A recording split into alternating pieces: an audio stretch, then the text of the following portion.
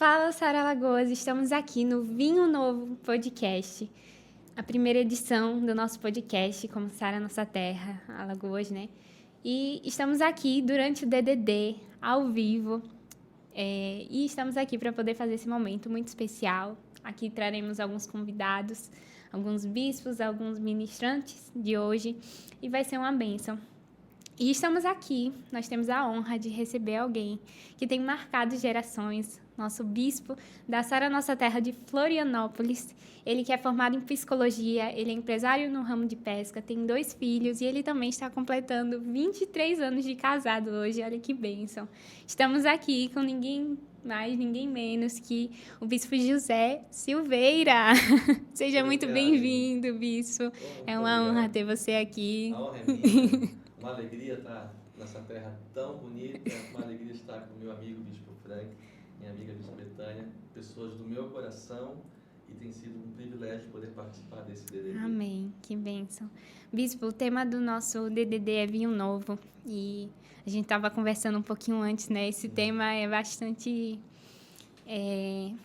Você leu muito, você recebeu muito de Deus sobre esse tema, você ministrou muito sobre esse tema. E eu queria saber qual é a primeira palavra, assim, que Deus coloca no seu coração sobre o vinho novo, que se passa na sua cabeça sobre esse tema. Todas as vezes que a gente pensa nesse tema, a gente lembra do que Jesus disse, que foi que para que haja vinho novo, é necessário que haja um odre novo. Porque a estrutura que recebe o vinho é tão importante quanto o vinho, porque se a estrutura se romper, todo aquele líquido precioso vai embora. Então a preocupação de Jesus é: vocês precisam estar preparados, caso contrário, o que eu derramar depois sobre a vida de vocês vai se perder. E aí esse desperdício é que nós não podemos admitir. E por isso nós entendemos assim, que sem o odre novo não tem vinho. E a palavra odre novo no grego é ascoskainos. Essa palavra significa, né, algo fresco. Não é o novo no sentido de recém-feito. E é exatamente isso que Deus faz. Ele opera na cruz, aquela transformação poderosa, morre por nós, ressuscita dos mortos e nos capacita a nascer de novo.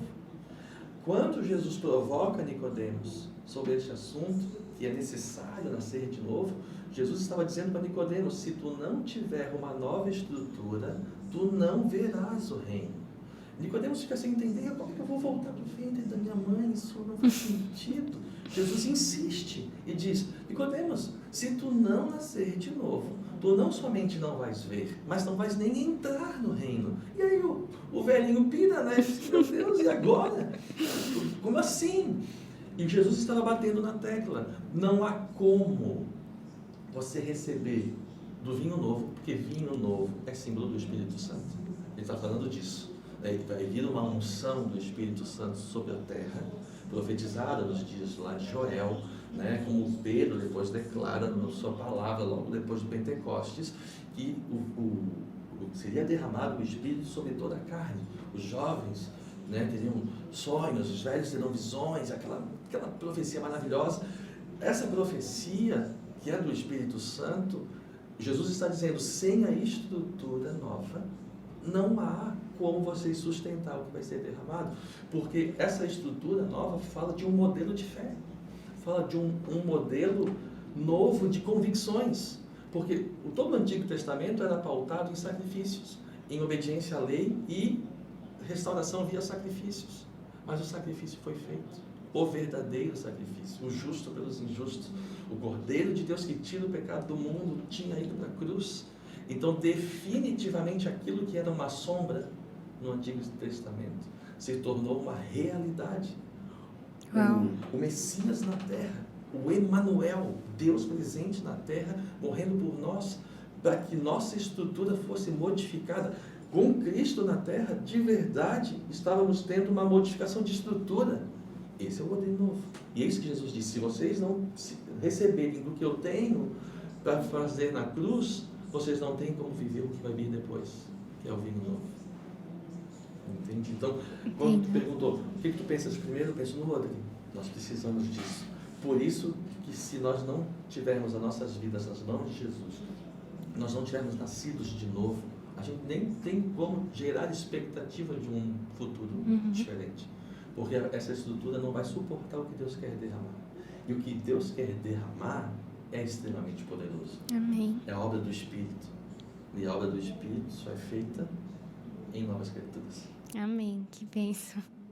Bispo, mas é necessário nascer de novo. Mas e com relação às pessoas que já estão há um tempo na igreja? Como manter o coração aceso? Como manter a chama acesa, mesmo depois de tanto tempo? Sim.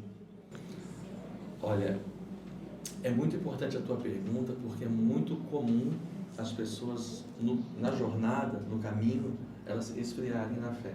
Acontece. Algumas barreiras precisam ser rompidas. E uma delas é: você nunca pode considerar comum aquilo que é sagrado, aquilo que é extraordinário. Nós temos a tendência, os cristãos que estão há mais tempo andando com Deus, nós temos a tendência de normalizar aquilo que não tem nada de normal. Ouvir a voz de Deus é extraordinário. Estar em sua presença é privilégio. A honra é toda dele.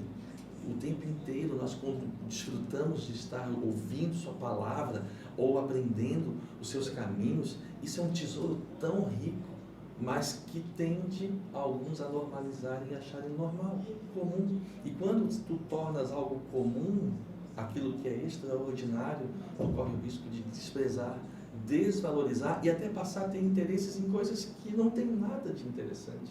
Coisas que o mundo traz para nos entreter, para nos tirar do propósito e do foco. E devagarinho, isso é sutil, mas devagarinho isso vai minando os nossos corações, vai perdendo dentro de nós o brilho pelo aquilo que é eterno e vai nos tornando amantes deste mundo. E isso tira, sim, a paixão. Quando você ama este mundo, você não consegue mais amar a Deus como amava antes. É aquilo que a palavra de Deus diz, que você não pode ter dois senhores. Você só tem um Senhor. Se você tiver dois senhores, você não consegue agradar os dois. E se você tiver que fazer escolhas, você vai acabar desagradando o outro Senhor. E quando este mundo volta a ter peso em nossas vidas, a gente basicamente perde tudo que estava diante de nós. Nossa, que forte, bispo. Que triste, porque é muito comum, né? A gente é muito comum. Muitos irmãos esfriando, né? E muitos irmãos se afastando. E normalmente, não dá para dizer assim sempre, mas normalmente tem também um pezinho de pecado no meio. E é um envolvimento com o mundo. Acaba voltando no mesmo ponto, né? A pessoa vai se afastando de Deus porque vai cometendo alguma coisa que vai tirando dele aquela paz. E ele vai perdendo aquele senso de santificação, de consagração, de consciência tranquila. Ele vai perdendo isso, ele vai se acostumando a andar um pouco sujo. Não é muito sujo, mas um pouco sujo não tem problema. E ele vai carregando esse caminho que, sem ele notar, ele está morrendo por dentro. Porque esse é o salário do pecado. O pecado gera morte. Que forte, bispo. O senhor já ministrou aqui, né? No DDD, o senhor já pôde ficar um pouco no momento do louvor. E eu queria saber como é que está sendo essa atmosfera para você. Quais são as suas expectativas também para o período da tarde, onde você vai ministrar de novo? Sim. Eu fiquei muito feliz de ver tantos jovens, não somente jovens, mas toda a igreja aqui de Maceió reunida. Eu acho que existe sempre um mover especial quando o povo de Deus se reúne, onde existe unidade no propósito. E o DDD é um lugar tão precioso porque é um dia de decidir destinos. E dia de decidir destinos é quando eu sou confrontado também com o meu coração de coisas que eu preciso deixar, que eu preciso entregar, que eu preciso rever. Então é dia de decidir destinos para todo mundo aqui. O que está chegando pela primeira vez e o que está aqui há 10, 20, 30 anos. Porque em todo o tempo a gente precisa ser esse vaso na mão do oleiro. Amém. O oleiro tem que ter toda a liberdade de mudar e mexer como ele quiser. E o oleiro é o Senhor, não é? Então, enquanto houver corações moldáveis, existe dia de decidir destinos, existe DDD. E eu creio que o que Deus começou nessa manhã, Ele vai fechar ainda nesse dia. Amém. A expectativa minha para a tarde é é o vinho novo, é o derramar do Espírito. Amém. Vai pegar fogo. Vai pegar fogo aqui. Amém. Bispo, você falou sobre a série de palavras que teve lá em Florianópolis. Você quer compartilhar alguma coisa sobre essa série de palavras? Sobre a experiência, né, de ministrar, de trabalhar esse assunto na sua igreja, como foi lá? Sim, a gente ministrou essa série, começou com Ascos Caínos, que significa odre novo, e ficamos 10 semanas ministrando ela, e ela emendou, né, porque a série ela é as duas coisas juntas, com Oinos Neos, que é o que nós vamos falar hoje à tarde, que também é em grego e significa vinho novo. E foi tão especial o que Deus realizou em Florianópolis que nasceu equipes com nomes Oinos Neos. Deus foi abrindo fontes em nossas vidas, porque as pessoas compreenderam o propósito de Deus para as suas vidas, desde cuidar da estrutura que passa pelo nosso espírito, envolve a nossa alma, né? A gente passou muito tempo cuidadosamente pegando textos da palavra, mostrando na palavra que Deus sim se preocupa com os teus pensamentos, que Deus sim se preocupa com a tua estrutura interna, o teu mundo interior. Eu não sei se tu sabes, mas a pessoa que tu mais conversa na vida é contigo mesmo. Tu falas contigo o tempo inteiro, tu está sempre falando, se comunicando contigo mesmo. Mas se aqui dentro está ácido, a comunicação é tóxica. E aí com isso você afeta o seu ambiente. E aí como é que Deus vai derramar num lugar onde está em conflito? Então Deus precisa curar essa estrutura. Então tivemos tempo para ministrar cura emocional, pensamentos restaurados, saudáveis, bíblicos, que Deus precisa trabalhar em nossa mente. É o nosso maior campo de batalha, é os nossos pensamentos. Nossos pensamentos é o lugar de maior conflito, está aqui dentro, porque a gente carrega muita coisa no passado, a gente carrega muita coisa envolvendo nossa estrutura familiar, nossos traumas. A gente vem carregado de muitas coisas. Quando você entrega a sua vida para Jesus, você não tem uma lavagem cerebral, seus pensamentos não mudaram. Você é a mesma pessoa, só apaixonado por Jesus e reconhecendo que precisa dele. Verdade. Não é? Então, com isso, nós entendemos que é um processo de restauração. E foi o que a gente pôde ministrar com calma lá. Uau. Toda a cura da alma, né, trabalhando no interior, até passando pelo que a gente fechou aqui hoje de manhã, pelo nosso corpo. Que a gente costuma achar que o corpo é o corpo não, pelo contrário, é o templo do Espírito Santo, é o lugar que nós temos que zelar, cuidar de tantas formas. O corpo pode ser contaminado, espiritualmente falando, com os nossos pecados, e com isso a gente atrai sobre nós todo o peso do pecado. Então a gente pode fazer com calma essa série. Que preciosa. Amém, glória a Deus. Bispo, e sobre a sua trajetória cristã, como foi para o senhor esse processo de conversão? O senhor pode contar um pouco sobre essa história? Eu me converti com 13 anos de idade. Minha família, na época, né, era envolvida com práticas ocultistas, assim, de invocação de espíritos e etc. E isso sempre trouxe um peso muito grande para nós. Assim, era sempre um ambiente meio carregado, muito carregado. E essa época era uma época difícil, porque eu costumo dizer que existe procura pelo ocultismo, porque o ocultismo entrega um sobrenatural rápido, porque tu vê a coisa na tua frente acontecendo. Só que quando tu vai a fundo, entendendo os bastidores, tu começa a perceber que os espíritos, eles têm intenções dúbias. O mesmo espírito que diz que faz o bem, se eu pagar pro médium, ele faz o mal. Se eu disser que eu quero a mulher do vizinho, ele faz um trabalho para tirar a mulher do vizinho. E aí como é que esse espírito pode ser bom? Se eu der um incentivo para ele, ele muda de lado e faz mal. Então eu fui descobrindo devagarinho que eu estava, na verdade, sendo enganado, iludido por espíritos que se diziam bons e não eram.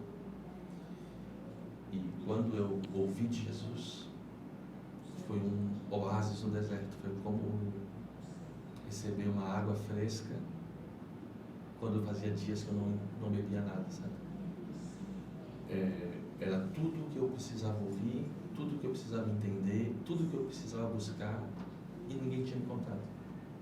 Eu lembro que, inclusive, algumas semanas antes de eu ouvir o Evangelho, claro, assim, entregue para mim, eu já estava procurando ler a Bíblia sozinho em casa.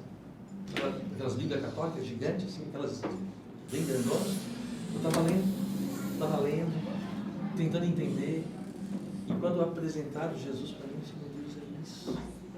Faz muito tempo atrás, né? Então, naquela época, não tinha celular, não tinha, né? Então, eu saí de casa de manhã cedo para jogar basquete nas quadras da universidade, que eu moro perto, e não voltei, porque no meio do jogo do basquete, eu e um amigo meu, um outro cara chegou perguntando, posso jogar basquete com vocês? Eu assim, claro, eu jogo aí. E ele era um pouco mais velho, uns 5 anos mais velho, mais ou menos que nós na época, e de repente acabou o jogo e ele disse, posso pagar uma Coca-Cola para vocês? Eu disse, vai pagar? Agora, né? Pode pagar, com certeza. E quando a gente foi tomar a Coca-Cola, que logo na frente ali tinha uma conveniência, um posto de gasolina, ele foi perguntando sobre a nossa fé, e por coincidência eu e o meu amigo também éramos do mesmo movimento de invocação de espíritos, não vou entrar no nome, não está no caso, e ele falou de Jesus para nós. Eu fui parar em casa, era quase meia-noite. A minha mãe já tinha ligado ao hospital. Meu Deus! Cadê esse menino? Foi embora, não voltou? Não tinha como se comunicar na época. E aí eu tinha dito para minha mãe, mãe, calma, agora eu tenho Jesus. A minha mãe pirou. Imagina. Meu Deus, entrou numa seita, o que fizeram contigo, meu filho? Mãe, eu tenho Jesus, te acalma, mãe. Quanto mais eu falava, pior ficava. E eu tinha um primo que tinha aceitado Jesus antes, mas ele não teve muita sabedoria dentro de casa, começou a dizer que os pais iam para o inferno. Então, assim, tinha um climão na minha família na época. A minha mãe falou para mim na época, disse, meu Deus, o teu primo não quer nessa casa. Eu disse, pronto. Eu fiquei uns 3 anos sendo um agente secreto de Jesus. Não acredito. Eu dizia, mãe, eu vou no shopping. E eu ia, e depois do shopping eu ia para a igreja. Sabe? E eu fui buscando Deus, até uma hora que a mãe já estava muito claro que eu mudei muito, era muito diferente. E eu tinha um irmão mais novo, a minha mãe disse, eu preciso levar teu irmão para a igreja também. Então, devagarinho, né? As coisas foram acontecendo. E nós formamos, na época, um grupo na universidade. Porque isso tudo foi fora da igreja. Foi um grupo na universidade. Porque o cara que falou de Jesus para nós, na mesma semana, ele falou para mais uns 7 amigos meus numa rua. E todos se converteram. Então, nós éramos em torno dos 10 adolescentes, loucos para conhecer sobre Jesus. E ninguém nos explicava. Então, ele acabou assumindo essa responsabilidade. A gente meio que fez uma célula. Ao céu aberto, no meio da Universidade Federal de Santa Catarina, em Florianópolis. E esse grupo cresceu, foi ganhando forma. E por 5 anos, nós levamos mais de 200 jovens para Jesus hoje. Nossa. E assim, foi tão impressionante que na nossa época, a gente passava nossas férias da escola em oração. A gente acordava às 6 da manhã para orar. Assim, pensa, adolescente, ninguém pedia, era a nossa fome, a nossa sede por isso. E o que aconteceu com as nossas reuniões? A pessoa aceitava Jesus no meio da reunião, e no dia que ela aceitava Jesus, ela já recebeu o batismo do Espírito Santo, saía falando em línguas. Era uma loucura o movimento do Espírito que acontecia no nosso meio. Então a gente viveu, eu e nossos amigos, vivemos uma adolescência buscando Deus, conhecendo experiências sobrenaturais, assim. Isso tudo fora da igreja, eu não pertencia a nenhuma igreja. Nenhuma. Com 5 anos do nosso movimento, nós entramos em crise. Tá, nós somos um ministério ou nós não somos? Porque se nós não somos um ministério de verdade, vamos desfazer isso aqui e vamos formar os ministérios da cidade. Vamos entrar nas igrejas. E aí nós passamos 6 meses em jejum e oração. E a gente descobriu que a gente não concordava com quase nada entre os líderes. E a gente entendeu, a gente não é um ministério, isso aqui não tem como a gente, como um ministério, ir para frente, porque a gente discorda em muitos princípios importantes da Bíblia. Então vamos ficar à vontade, vamos fechar aqui. Então, foi excelente tudo que a gente viveu e vamos formar os ministérios. E na época eu estava aficionado em achar um lugar que pudesse me discipular, eu precisava de discipulado. E a Sara Nossa Terra era um lugar que me estava discipulado. Então em 1998, eu me apresentei para o pastor da igreja e disse: eu sou convertido há 5 anos, batizado no Espírito Santo e preciso ser discipulado. E o pastor disse: oh meu Deus, Já veio pronto. todo mundo podia chegar assim, né? E aí entrei, passar nessa terra de Florianópolis Que em bênção. 98. Que bênção, Aí de bispo. lá, a partir daí é uma história do ministério. E aí o senhor entrou na História da Nossa Terra, o senhor escutou falar sobre a História da Nossa Terra e começou a congregar lá mesmo? Isso. Aí comecei a congregar, aí eu participei antes do Arena, né? O Arena não existia ainda. Eu sou da época, vocês vão ter que consultar o bicho de vocês, que ele também é. Eu sou da época do Espaço Alternativo. Era a reunião dos jovens dentro da sala da Terra. Então eu vi toda a implantação da visão, né, revisão de vida, né, que se chamava Encontro com Deus. A gente fez todo esse processo, abri as primeiras células na cidade, né, todo esse caminho da nossa terra dentro da visão que ela tem hoje, eu estava presente e participei. Que bênção. Então eu fiz todo o caminho, de um líder de célula ao maior líder de célula de Florianópolis. Nós fomos ordenados com 133 células na época, chegamos a 170 células em Florianópolis. Fomos ordenados pastores, fomos diácono, né? Depois pastores em 2006. E em 2016, isso é bem importante, nós estávamos nas nossas celebrações em Curitiba e era um momento de ministração e eu senti no coração de à frente, fui eu e minha esposa à frente, e lá Bispo Lúcia, quando eu entregou uma palavra profética na nossa vida, que eu tenho filmado até hoje, que nasceu um movimento em Floripa por causa disso. Ela disse: José, assim como José do Egito, tu és um ramo frutífero, e eu profetizo que haverá um tsunami em Florianópolis, um tsunami espiritual. Vocês não vão colher com anzol, colherão com redes. E assim como esse mover está chegando em sua vida, essa também está abrindo o teu caminho no bispado, que é isso que te espera em 2016. Quando terminou essa profecia, a pessoa toda veio me procurar e disse: tu ouviu o que ela disse? Ouvi, um tsunami. Não, ela falou bispado. Não falou. Não, eu não ouvi. A minha mente cegou para isso. Não falou, gente. Falou. Ah, não, eu quero vídeo. Eu peguei vídeo para ver e de fato eu acredito. Meu Deus, a bispa tá doida. Eu sou pastor, empresário, já estava numa corrida na vida. Não deve ser. Um ano depois, estava na Bahia, no congresso com o Bispo Robson de José. Que não estás aqui, querido? Claro que estou aqui. Não, eu tenho uma missão para ti. Missão? Sim. O bispo de Florianópolis, eu preciso que ele vá para Curitiba, dar um suporte ao bispo de Curitiba, e eu queria que tu fosse o que ficasse no lugar dele. Bispo, você tem certeza disso? Eu tenho. Se tu não quiser, eu passo para outro, mas eu pensei em ti. Não, bicho, eu estou aqui. Amém. Aí eu lembrei: meu Deus, um ano depois, o bispo profetizou, um ano depois aconteceu. Aí eu fiquei mais maluco ainda. Porque se o mais improvável aconteceu, que era eu ser ordenado bispo, o tsunami vai vir? Porque o primeiro já aconteceu. Então, meu Deus, Deus vai derramar um tsunami em Florianópolis. E aí, com isso nasceu a conferência do tsunami em Florianópolis. Todo ano nós estamos batendo na porta dos céus dizendo: o Senhor disse que derramaria um avivamento. E nós estamos preparando uma geração do avivamento em Florianópolis. Amém, que bênção isso. Acredito que tanto as experiências, né, que você teve logo no início da caminhada, quanto todo o resto, né, a sua busca fez com que você tivesse, né, esse espírito, essa graça e essa percepção de Deus, né, de poder gerar isso nos jovens, na igreja. Isso é muito precioso, assim, de verdade. Sim. Bispo, mas o senhor estava compartilhando seu testemunho sobre as suas experiências, né, como jovens, nas faculdades, enfim. E eu fiquei curiosa agora. O senhor, o chamado, o ID, sempre foi algo normal, assim? Sempre foi algo que você tinha certeza? Já teve medo? Ou sempre fez sentido? Assim, desde a época do colégio, como eu me converti com 13 anos, eu falava de Jesus para todos os meus amigos. Todos. Sempre procurava levar eles para Jesus. Alguns eu levei, uma boa parte eu levei, uma outra parte não. Mas cheguei a levar amigos a aceitar Jesus no meio do recreio do colégio. Assim, o que eu preciso para aceitar Jesus? Vamos orar. Aonde? Aqui? Qual o problema? Todo mundo andando, conversando, mas abaixa a cabeça aí. E a gente orava ali. Então, desde ali, sempre teve esse coração evangelista de levar meus amigos para Jesus.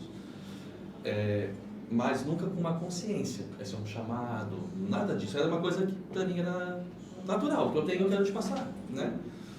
E quando eu fui para o Arena, no Arena eu fui provocado.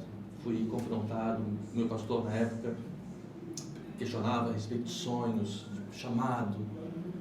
E foi aí que o Arena me despertou a consciência do chamado, sabe? Porque eu tinha algo que era espontâneo, mas a partir do entendimento que Deus nos trouxe naquela época, era uma época era uma avalanche, na verdade, em todo o Brasil. O Arena era uma avalanche, era uma loucura que estava acontecendo em todo o Brasil, que foram os 10 primeiros anos do Arena.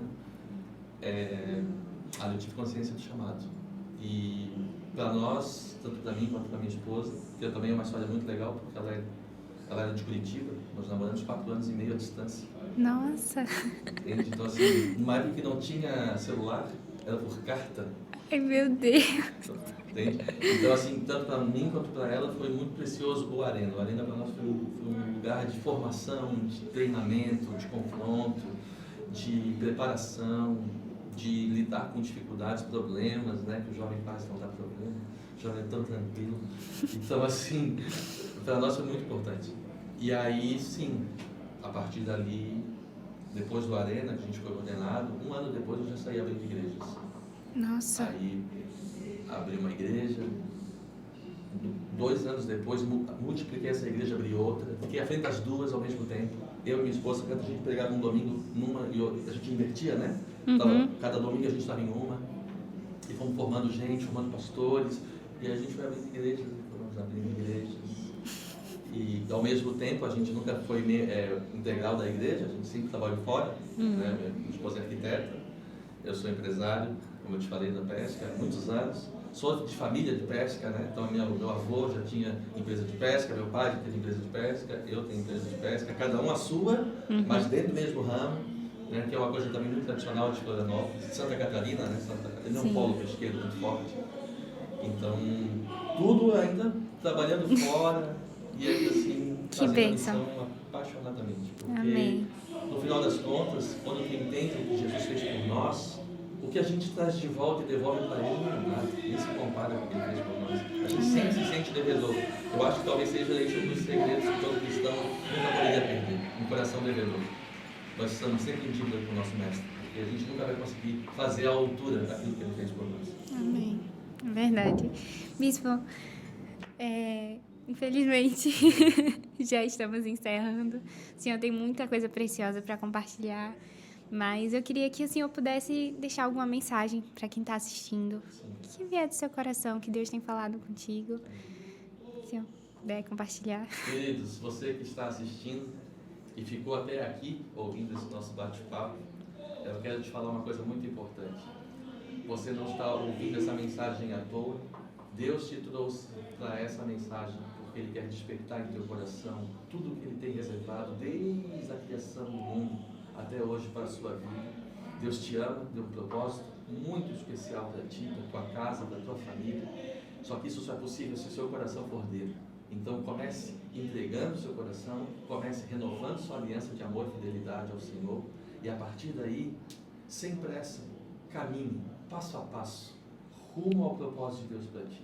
Conheça a palavra, se apaixone pela palavra de Deus, estude, conheça a intimidade com o Espírito Santo, que aí quer morar no seu coração, e dessa maneira, naturalmente, aquilo que Ele está plantando dentro de ti frutificará. E quando frutificar, eu tenho certeza que tu vai ficar apaixonado, porque chega a ser assim um absurdo o quanto Deus te ama e o quanto Ele te favorece quando você está nos seus caminhos. Então, se você se afastou, volte, porque não tem braço melhor que o do Pai, não tem calor melhor do que o do colo do Pai, e o Pai está de braços abertos te esperando. Se você está firme, então permaneça firme, porque nem sequer começou tudo que Deus quer realizar em sua vida. Gere em seu coração a expectativa, porque o derramar do Espírito Santo será tremendo daqui em diante em sua vida. Você não ouviu tudo isso à toa. Deus te chamou para te resgatar, para te ativar para um novo tempo. Que Deus te abençoe, em nome de Jesus.